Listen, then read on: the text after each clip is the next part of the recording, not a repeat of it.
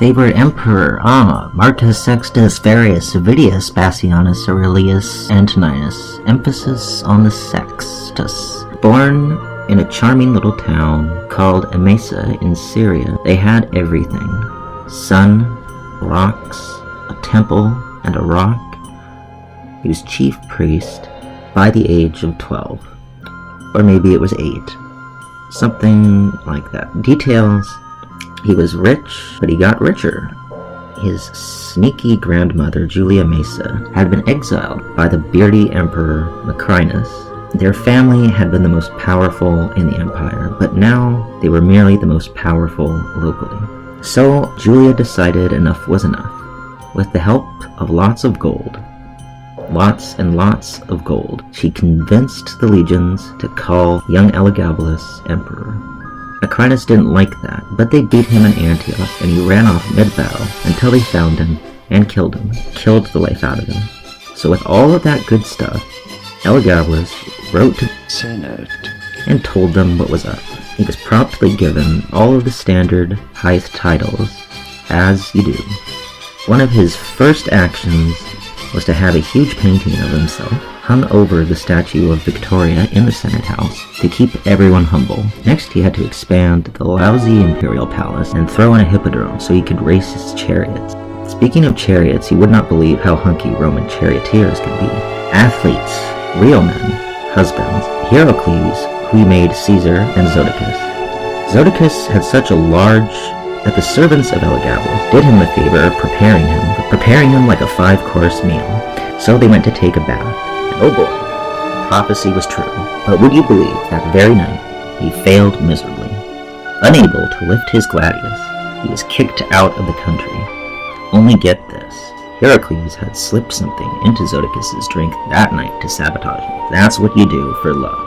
More important acts followed, such as replacing the champion god of the Romans, Jupiter, with a different option, his own god, which was, of course, Elagabal, the sun god who was represented by a cone-shaped rock, with himself as high priest. But a priest needs a wife, so he married a Vestal virgin, knowing this would produce godlike children in his words. Normally, a Vestal virgin who didn't virgin would be buried alive, but he can't have a buried wife, now can he? Though it's true, he married 5 times, twice to the same lady. He went far in pursuit of these holy duties. He got himself circumcised. Ouch. But the best part was forcing the senators to watch him dance at the high altar, as he was a fantastic dancer. And not just a fantastic dancer, a fantastic. He prostituted himself in the local brothels, many long and memorable nights. In fact, he offered a huge cash prize for anyone who could give him a vagina.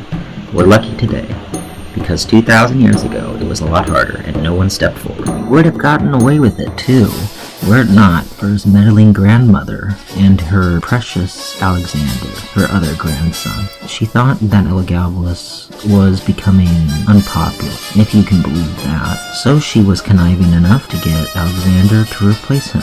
He tried to have him killed many times, but they just kept fucking up apparently. So he spreads a rumor that Alexander is dead, which upsets the soldiers so much they demand to see the both of them in the Praetorian camp. Of course, when the soldiers start cheering for Alexander and completely ignoring him, he's nonplussed enough to order the immediate execution of them all. This doesn't go down so well, and the soldiers decide it's time for a change of thought. Cassius Dio tells us Elagabalus would have survived by hiding in a chest, of all things. Regardless, his mother was there, and he was a bit of a mama's boy. Running into his mother's arms, the soldiers then killed them both. They were then decapitated, stripped, and their naked bodies dragged through the streets before being tossed in the Tiber, which seems like a bit of an overreaction, wouldn't you say? There are stories about Elagabalus feeding his dinner guests fake fruit and drowning them in rose petals. New ideas for dinner parties.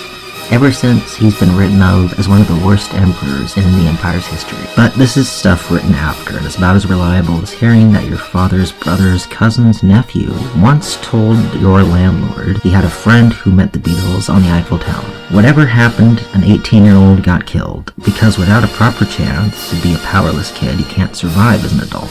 Ultimately, one fabulous freak got too freaky, and, like any of us, whether Buddha or Bundy, died. But the fact the most powerful nation in the ancient world came to be ruled by one naughty boy tells us they weren't really that smart, were they?